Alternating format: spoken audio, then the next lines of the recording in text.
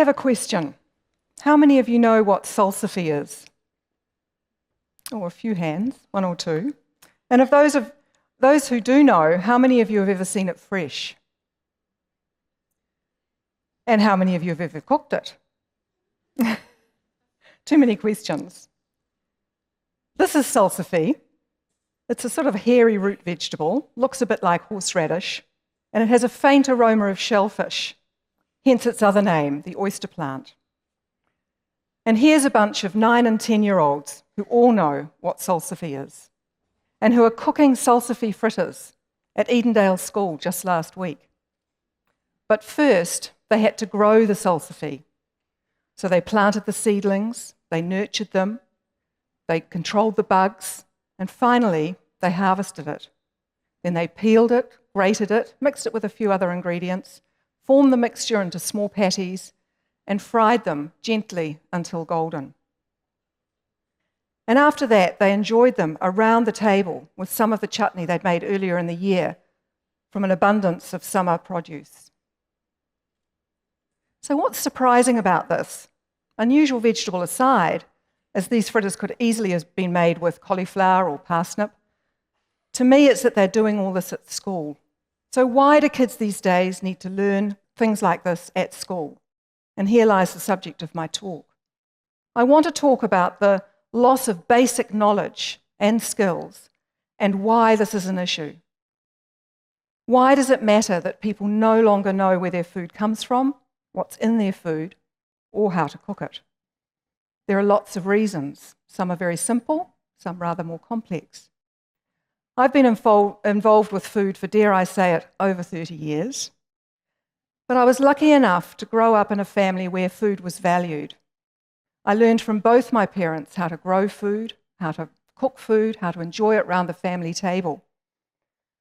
In fact, it was more than that because my mother was an exceptional and very inspired cook, ahead of her time, I always thought. I mean, how many other kids in the late 50s and early 60s got fed fried aubergine with their eggs for breakfast? So it's no surprise, perhaps, that I've made food and everything about it my life and my career. Some years ago, though, I realised that others were not so fortunate, that many people across many cultures were no longer learning the basics that would enable them to feed their families, themselves and their families, fresh food.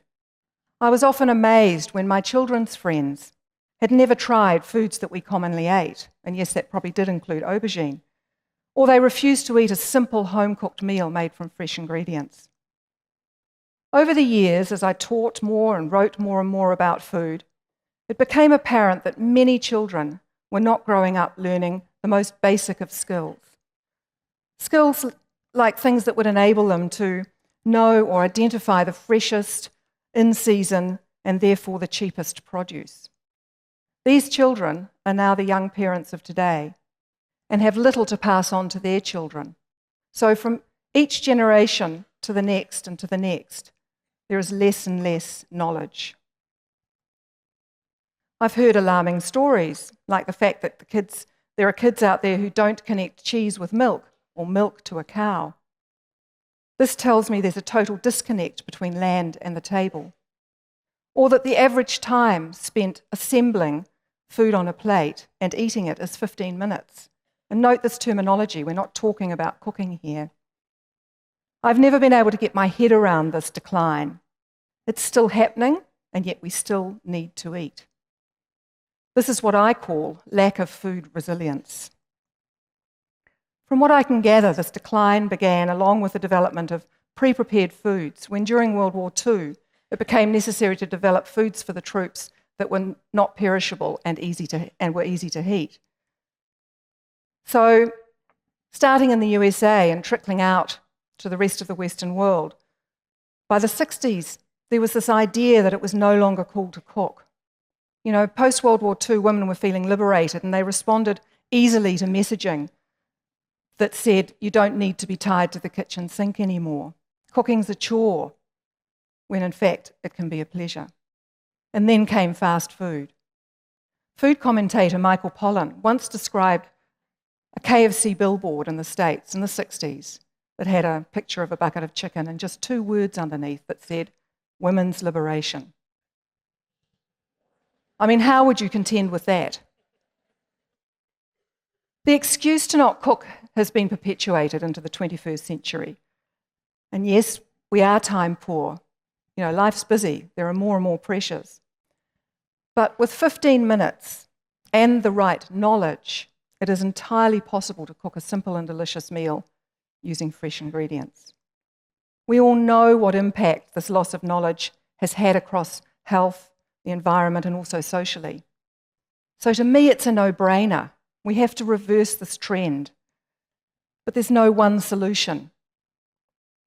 Knowledge equals power. And to me, I see children as key here. Empower future generations, and you change attitudes and habits. To me, the solution lies in garden to table.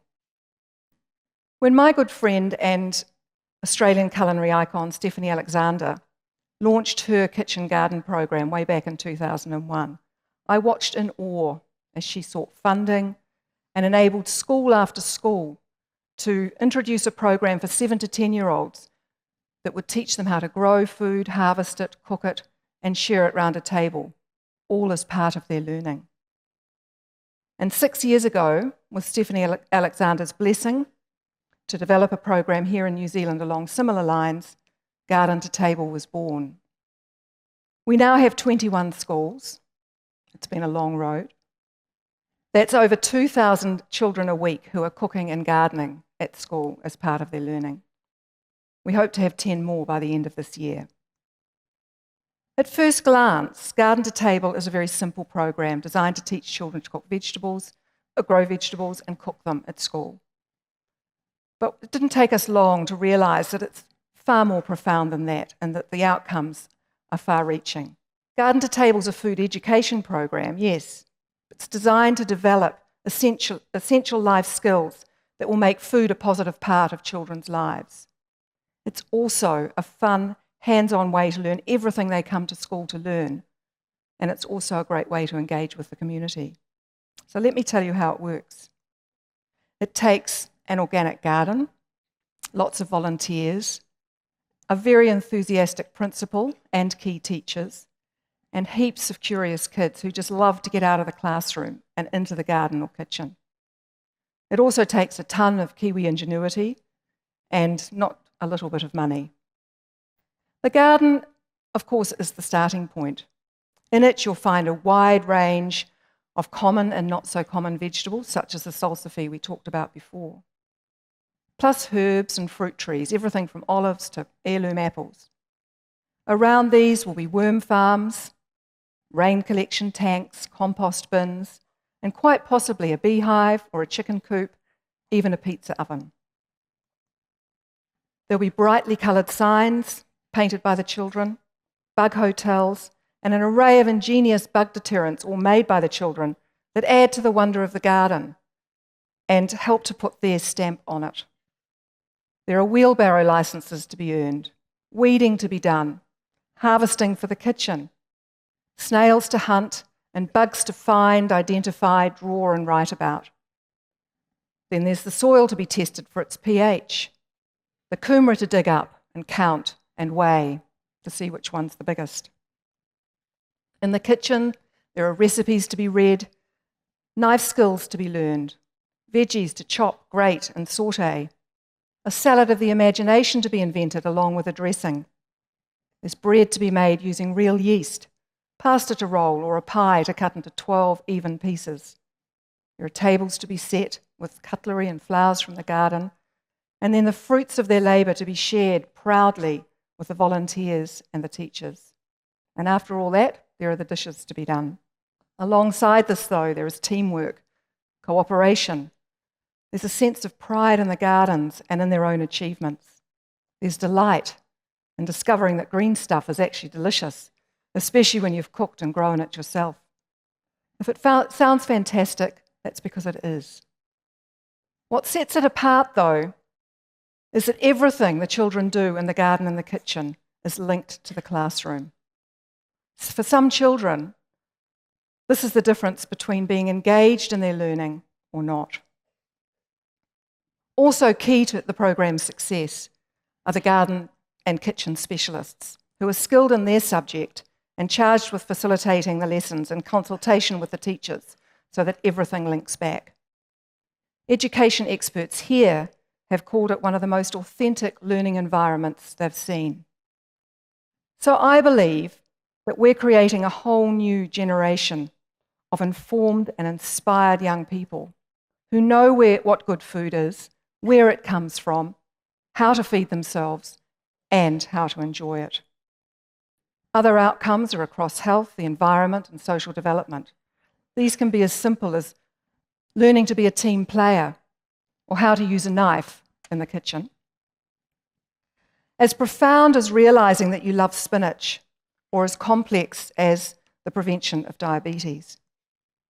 For me personally, it's about the joy and enthusiasm that I see on the children's faces and the stories, like the one of the 7-year-old who refused to eat, point blank, to eat broad beans, of which there is always an abundance from springtime onwards in the schools. My broad beans are never as fabulous. There's no pressure, so that was fine, because in garden to table there's no good for you or bad for you foods. But finally, one day, she decided to try a broad bean dip that was flavoured with garlic and lemon, and her eyes lit up. And from that moment on, all she wanted for her birthday was some broad bean seeds to plant and sow and grow at home. So my dream is one where every child in New Zealand has the chance to learn to grow, harvest, cook and share good food at school as part of their learning. Because I know that garden to table can restore food resilience and make a difference to people's lives. Thank you.